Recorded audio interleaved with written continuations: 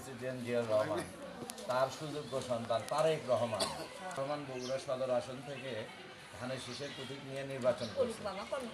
আমি বাসে থাকি যদি আলহামদুলিল্লাহ এই ধানের শীষ আরেকবার হচ্ছে করেন হ্যাঁ, তো 2006 সালে সেই ধানের শীষ দিয়ে যাচ্ছি দিয়ে যাচ্ছি বাবা দিয়ে যাচ্ছি। আমাদেরকে আগামী দিনে 12 তারিখে ধানের শীষে বিপুল পরিমাণে ভোট দিয়ে জয়যুক্ত করতে হবে। আপনারা সবাই ফ্যামিলির সবাই ভোট দেবেন তো?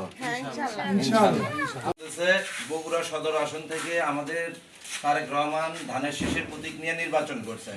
তারেক রহমানকে যদি ধানের শীষের প্রতীকে বিপুল পরিমাণে ভোট দিতে পারি, আমরা বগুড়ার উন্নয়ন এবং আপনাদের জন্য উনি কিন্তু একটা ফ্যামিলি কার্ডের ব্যবস্থা করছে, যে ফ্যামিলি কার্ড দিয়ে আপনি আগামী দিনে 2 থেকে 2,500 টাকার সামগ্রী নিতে পারবেন। আপনাদের স্বাস্থ্য কার্ডের ব্যবস্থা করছে। তো এগুলোর থেকে কেন আমরা বঞ্চিত হব? তা আমাদের দায়িত্ব এবং আপনাদের বাড়ির সবাইকে নিয়ে আগামী 12 তারিখে আপনি ধানের শীষে ভোট দিয়ে জয়যুক্ত করবেন তো?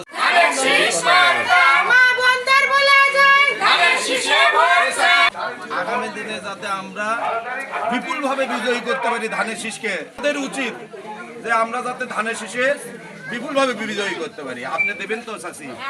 আলহামদুলিল্লাহ।